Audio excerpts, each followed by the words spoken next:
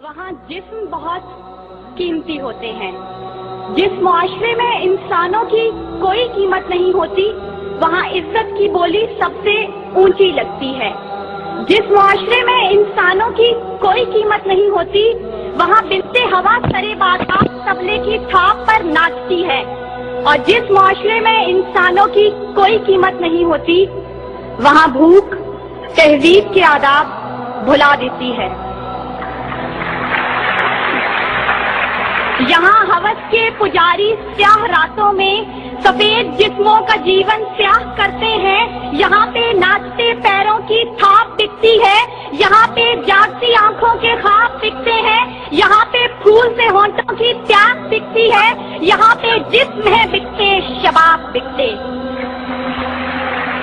आली वकार भूख 2 वक्त की रोटी के एवज बिनते हवा को इब्ने आदम की हवस का निशाना बनने पर मजबूर कर देती है, लेकिन कहीं कोई कयामत नहीं उतरती। 14 साल बीरा अपनी असमत लौटाने के बाद जान से भी हाथ धो बैठती है, लेकिन कहीं कोई कयामत नहीं उतरती। हर की जलती रेत पर नंगे पांव चलने वाली कौम का सदर इस्लामाबाद की सड़कों पर मर्सिडीज में सफर करता है, लेकिन कहीं कोई कयामत नहीं उतरती। बलोचिस्तान की खुश्क साली पर एयर कंडीशन कमरों में मिनरल वाटर पी कर गौर किया जाता है, लेकिन कहीं कोई कयामत नहीं उतरती। ये शाहराहें इसी वास्ते बनी थी क्या कि इन पर देश की जनता सिसक कर मरे। जमीनें क्या इसी कारण अनाज उगला था कि नस्ल आदम और हव्वा बिलक कर मरे। मिले इसीलिए रेशम के ढेर बुनती हैं कि दुख्तराने वतन तार को तरसे। चमन को इसीलिए माली ने खून से सींचा था कि उसकी अपनी निगाहें बहार को तरसे। आली वकार, यह है इस्लामी जमहूरिया पाकिस्तान, जहां हर कोई अपनी धुन में मगन है। सर खुजाने की फुर्सत नहीं, दाएं बाएं की फिक्र नहीं। हर शख्स भूखा है।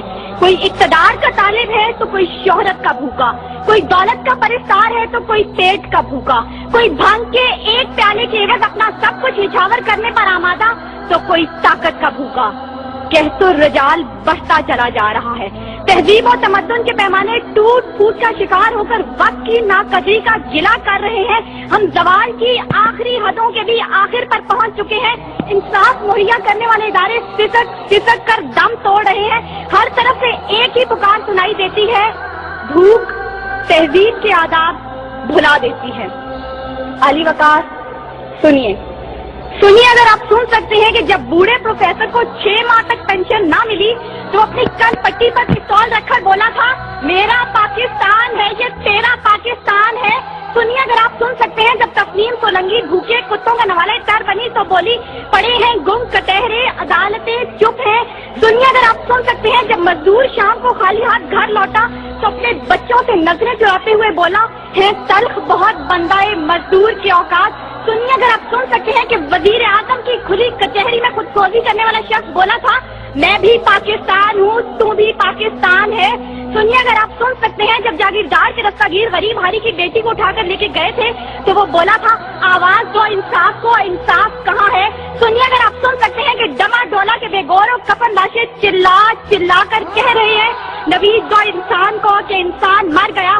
सुनिए, अगर आप सुन सकते हैं डॉक्टर आसिया सिद्दीकी आज भी सरापा सवाल है, जिम्मेदार कौन। सुनिए, अगर आप सुन सकते हैं लाल मस्जिद के शोहदा कह रहे हैं, पाक फौज तू जिंदाबाद। और सुनिए, अगर आप सुन सकते हैं जब बेरोजगार बाप ने अपनी 3 जवान बेटियों को मौत के घाट उतारा था तो बोला था, अजब रस्म है चारा गरों की महफिल में, लगाकर जख्म नमक से मसाज करते हैं। गरीबे शहर तरफता है एक नवाले को, अमीरे शहर के कुत्ते भी राज करते हैं। आली वकार, भूख तहजीब के आदाब भुला देती है।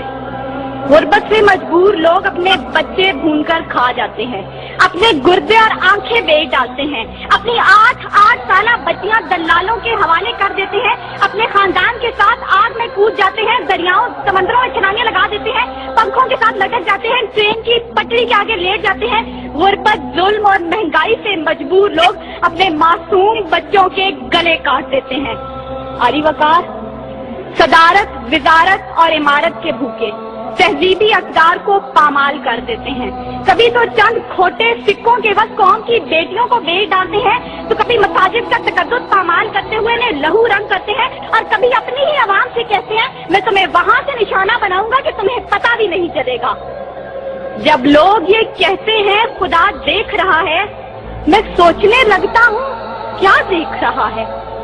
ابھی وقار اس سے پہلے کہ بھوک اس ملک کو کھا جائے، اس سے پہلے کہ لہجے بے آواز ہو جائیں، سر سنگیت سب بے ساز ہو جائے، ملت اسلامیہ کی یہ بیٹی، ملک و قوم کی بیٹی اور آپ کی بیٹی آپ سے استدعا کرتی ہے خدارا بوڑھے باپ کا سہارا بن جائیے جس کے بیٹے نے خود سوزی کی. خدارا عورت کے آنسو پون ڈالیے جس کی بیٹی جاگیردار کی حوث کا نشانہ بنی. اور خدارا ان معصوم بچوں کے سر پر دستے شفقت رکھیے جن کا باپ پولیس مقابلے میں مارا گیا. ان اشعار کے ساتھ ہی موضوع زیر بحث سمیٹتی ہوں.